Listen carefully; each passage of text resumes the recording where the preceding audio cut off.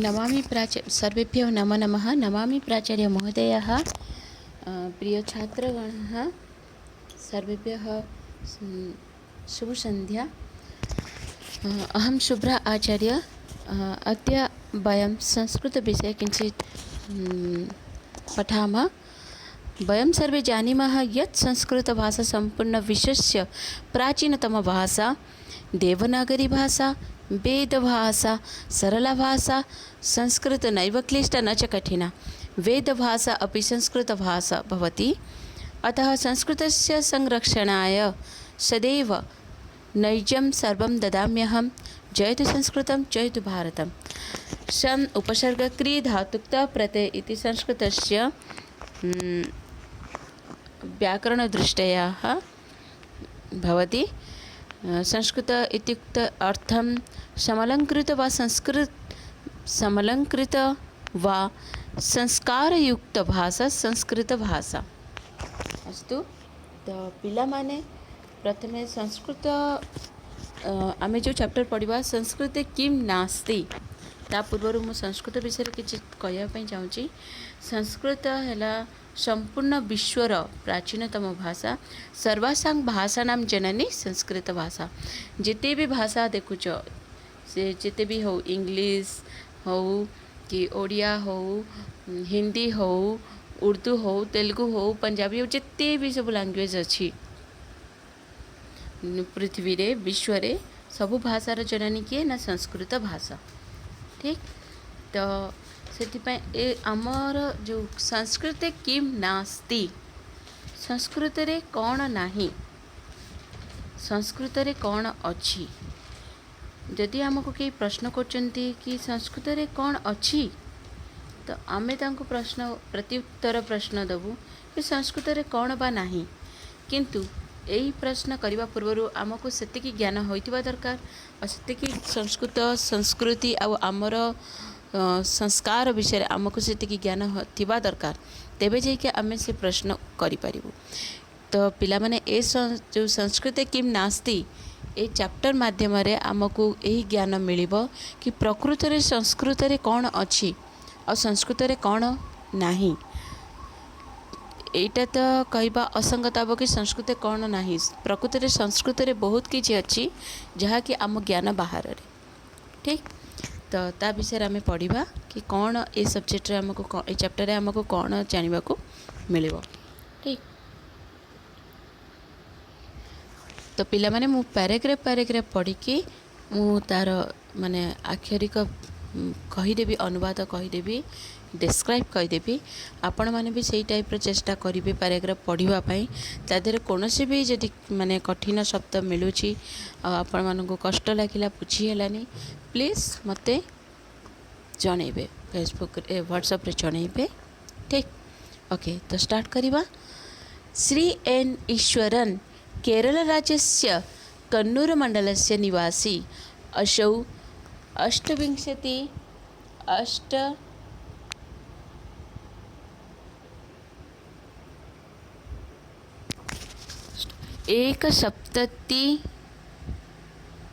एकसप्तति नवशतक एकसहस्रं तारिकायां श्रीमती देवकी श्रीकेशवन नाम्बूदिरी महोदययोः आत्मजरूपेण जनिं लभत।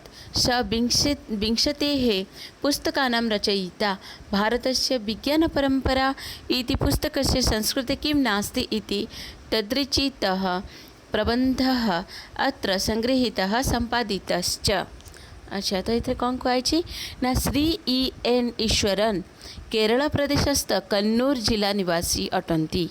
से 28/8/1971 तारीख रे श्रीमती देवकी और श्री केशवन नाम्बूदिरी महोदयंकर पुत्र रूप से जन्म लाभ करथिले। से 20 खंड पुस्तकर रचयिता। केते ना 20 खंड पुस्तकर रचयिता। भारतर विज्ञान परंपरा नामक पुस्तकर संस्कृत रे कौन नाही अर्थात संस्कृते किम नास्ति इति शीर्षकः। यही शीर्षक तांका रचित प्रबंध एठारे संगृहीत और संपादित। ठीक, तो कहा माने संस्कृत संस्कृति किं नास्ति ए शीर्षक केउठारु आछि ना भारतर विज्ञान परंपरा नामक पुस्तकरू एई प्रबंधटी संग्रहित करा जायछि बा संपादित करा जायछि। ठीक तागु छिबा संस्कृते किं वा अस्ति इति बहवः संस्कृत विद्यार्थिनः पृच्छन्ति। यद्यपि एषः प्रश्नः अज्ञानमूलः तथापि एतस्य उत्तरं वक्तुम् अशक्नुवन् संस्कृतछात्रः नतमस्तकः सन् तिष्ठति। संस्कृते किं नास्ति इति आधिकारिकतया प्रतिप्रश्नं कर्तुं सामर्थ्यं न भवति संस्कृतछात्रस्य। अतः एव संस्कृतस्य एतादृशी स्थितिः। अद्यतन संस्कृतछात्रः अजपालितः सिंहशिशुः इव अस्ति। तस्य आत्मविस्मृतिः सञ्जातः अस्ति। स्वाभिमानः तस्मिन् न जागर्ति। अतः दिग्दर्शनार्थं किञ्चिदत्र प्रयत्यते। अच्छा तो कौन ना संस्कृत रे कौन वा अच्छी इति बहवः संस्कृत विद्यार्थिनः पृच्छन्ति बोली बहु संस्कृत छात्र छात्री पचरन्ति। यद्यपि एषः प्रश्नः अज्ञानमूलः तथा माने जदि च एही प्रश्न अज्ञानमूलक अटे तथापि एहार उत्तर कहबाको असमर्थ हेउतिबा संस्कृत छात्र नतमस्तक माने मुंड नुआई होई रही जाए। कहीं जदि आमर ज्ञान कौन विषय रे ज्ञान नाही आमको जदि किए प्रश्न पचारि दिए आमे जदि से प्रश्नर उत्तर दे न पारू तो आमे सेठी कौन करूँ नतमस्तक करी चुपचाप ठिया ही रहू। ठीक तो सही परी संस्कृत छात्र मानकर अवस्था सेया ही हो जाउची। तमें पिला माने आपण माने जो भी सब्जेक्ट पढ़ुचंती साइंस हो जाऊ मैथमेटिक्स हो जाऊ केमिस्ट्री हो जाऊ जूलॉजी हो जाऊ कि फिजिक्स हो जाऊ इंग्लिश हो जाऊ साहित्य हो जाऊ संस्कृत हो जाऊ जदि से विषय प्रति ज्ञान नाही आमे काहे कि पढ़ुचु तेबे से पाठर कौनसी मूल्य नाही। प्रथमे जानवा को चेष्टा कर कि विज्ञान पढ़िले आमर फ्यूचर कौन विज्ञान रे आमर अच्छी कौन विज्ञान आमे काहे कि पढ़िबा कि से संस्कृत आमे काहे कि पढ़िबा साहित्य आमे काहे कि पढ़िबा इंग्राजी आमे काहे कि पढ़िबा कि zoology biology chemistry history geography geochemistry ये सब आमे काहे कि पढ़िबा आमर पढ़िबार उद्देश्य कौन प्रथमे तार उद्देश्य जानिबा निहाती दरकार पिला माने नचेत से पाठ आमर ज्ञान रे तो थिबो किंतु आमर प्रज्ञा रे नथिबो ज्ञान रे रहिबा प्रज्ञा रे रहिबा बहुत डिफरेंस ज्ञान रे हाँ मुझे विषय रे जानी किंतु प्रज्ञार अर्थ है कि ता विषय रे जानी कथा को कहा आगे प्रकाश करवा जदि आमर से ज्ञान नहीं तेबे आमे से विषय पढ़ी कि ना से पाठ पढ़ी कि आमर कौन मूल्य नहीं। जदि गोटे पिला संस्कृत पढ़ुची से संस्कृत छात्र कम से कम तार एतिकी नॉलेज तो निहाती रहिबा दरकार कि से काहे कि पढ़ुची। देख पिला माने संस्कृत जो माने साइंस स्टूडेंट्स हो कि आर्ट्स हो कि कॉमर्स तो नहीं साइंस स्टूडेंट हो कि आर्ट्स स्टूडेंट्स हो जो मैंने भी संस्कृत नहीं आइदर बाय चॉइस नहीं थी नचेत बाय फोर्स तो यहीटा को प्रथम स्थिर कर कि मु बाय चॉइस नहीं कि बाय फोर्स नहीं जदि भी फोर्सली नहीं तो कम से कम से पाठर सेतिकिटा फायदा उठाया चेष्टा कर कि प्रकृत में संस्कृत कौन अच्छी आम देश विषय कौन अच्छी आम भारत विषय कौन अच्छी कौन आम जाना चाहूँ कौन मु जानी पारिबी। तो यही ज्ञान उपरे जगन्नाथ दास तांकर साहित्य रे लिखिथिले कि लिखिचंती कि जहाँ नहीं भारते जहाँ नहीं भारते ताहा नहीं जगते जहाँ आम भारत रे नहीं ताहा विश्व ब्रह्मांड रे कोठी मिलिबो नहीं। तो भाव आम भारत केते महान आम भारत केते सांस्कृतिक ठीक तो आमको संस्कृत तो निहाती पढ़िया उचित कारण संस्कृत संस्कार और सांस्कृतिक ए तीनोटी ही परिपूरक संस्कृत रु ही आमको संस्कार प्राप्ति होता है संस्कार रु ही आमको सांस्कृतिक प्रति ज्ञान और रुचि वृद्धि होता है। ठीक तो कौन है ना संस्कृत रे कौन नहीं अतएव संस्कृत से एतदृशी स्थिति। ठीक तो संस्कृत रे कौन नहीं बोली बलिष्ठ व सुदृढ़ भाव में प्रतिप्रश्न करने को संस्कृत छात्रर सामर्थ्य न थाए। एणु संस्कृतर एपरी अवस्था। आजिकालिका संस्कृत छात्र छेली द्वारा पालित सिंह शिशु परी अटे। अर्थात जदि गोटे सिंह शिशु को छेली मानक गहन रे रखा जाए तेबे से कौन सिंह परी गर्जन करवा व सिंह परी बलिष्ठवान से हो पारिबो ना। छेली मानक परी तार कौन व्यवहार हो तो सेहीपरि संस्कृत छात्र मानकर अवस्था सेया ही है। निजर ज्ञान को उत्कृष्ट करवा निजर संस्कृत संस्कार प्रति यदि ज्ञान न रहिब तो छेली सिंह शिशु होई मध्य छेली मानक गहन रे रहिला भली कौन अवस्था हो जहाँ वर्तमान संस्कृत छात्र मानकर होइछि। ताहार आत्मविस्मृति हो सारी तांकर आत्मार विस्मृति हो जाइछि। से माने निजको जानी पारु नाहंती आमे कौन आमे जो भारत रे रहिछु आम भारत कौन आम भारत रे को ज्ञान रही जहाँ कि विश्व रे नाही। केबे जानिया इच्छा करछ जदि जानिबा को इच्छा करिवो जिज्ञासा ही मनुष्य को कौन करे प्रश्न को तैयारी करिवार मार्ग देखाए। जदि गोटे छात्रर मन रे प्रश्न तैयारी हो गला तेबे ताहा कौन हबो ना ताकू समाधान करने मध्य से मार्ग अन्वेषण करे। और जितेबाला से समाधान मार्ग अन्वेषण करे तेबे जाइए तार प्रश्नर कौन हुए संतुष्टि प्राप्त हुए। ठीक तो ताहाठारे स्वाभिमान जागृत होना मु गोटे संस्कृत स्टूडेंट मु गोटे संस्कृत छात्र ए स्वाभिमान केबे आसीबो ना जेबे तमे निजको चिन्हिब निजर संस्कार को चिन्हिब संस्कृति को चिन्हिब निजर संस्कृत विषय ज्ञान को चिन्हिब।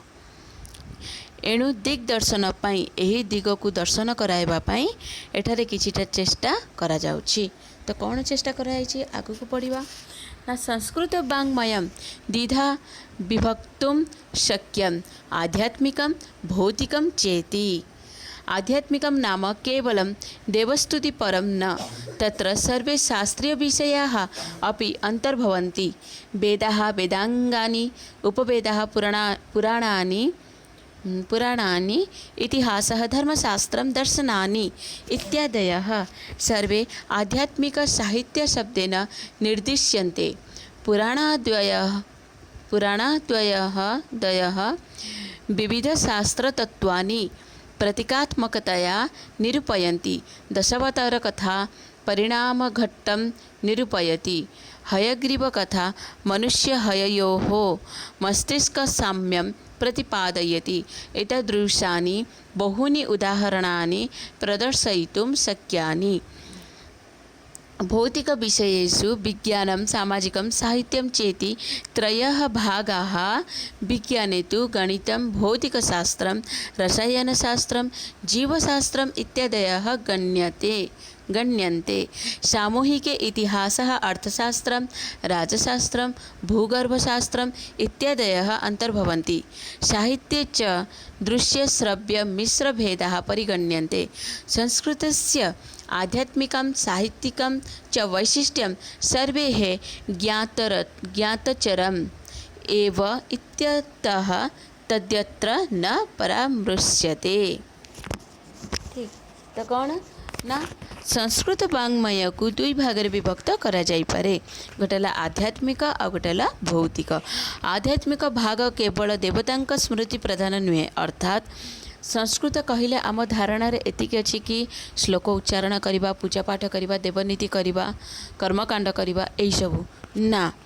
आध्यात्मिक भाग केवल देवतांकर स्मृति प्रधान नुहे एथिरे कौन अच्छी ना समस्त शास्त्रीय विषय गुड़िक मध्य अंतर्भुक्त होइथांती जेमितिकी वेद वेदांग उपवेद पुराण इतिहास धर्मशास्त्र और दर्शन आदि समस्त शास्त्र आध्यात्मिक साहित्य शब्द द्वारा निर्दिष्ट होइथांती। पुराणादि गुड़िक विभिन्न प्रकार शास्त्र तत्व गुड़िक प्रतीकात्मक रूपे निरूपण करिथांती। निरूपण करिथांती। दशावतार कथा विवर्तन सिद्धांत को निर्धारण करिथाए। हयग्रीव कथा मनुष्य और ईश्वर मस्तिष्क सदृश को प्रतिपादन करे। मु ए हयग्रीव और मनुष्यर कथा एटा गोटे कहानी मुझे आउ केबे आपण मानक आगे प्रस्ताव रखी या वीडियो करी पठेदेवी।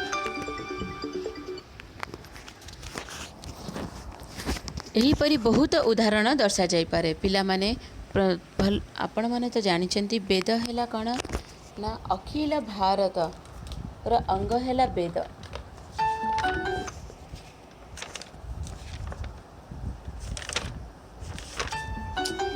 ये इडियट।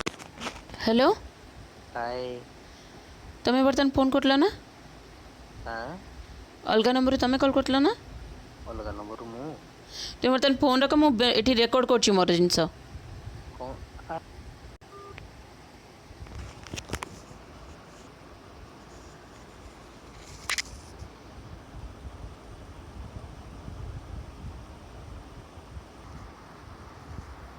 पिला माने वेद हैला कण ना वेद अखिल धर्म मूलम।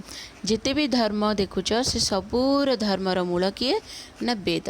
वेद रे ही आमर सब माने संस्कृति संस्कार और धर्म विषय रे ही ज्ञान प्राप्त होता है।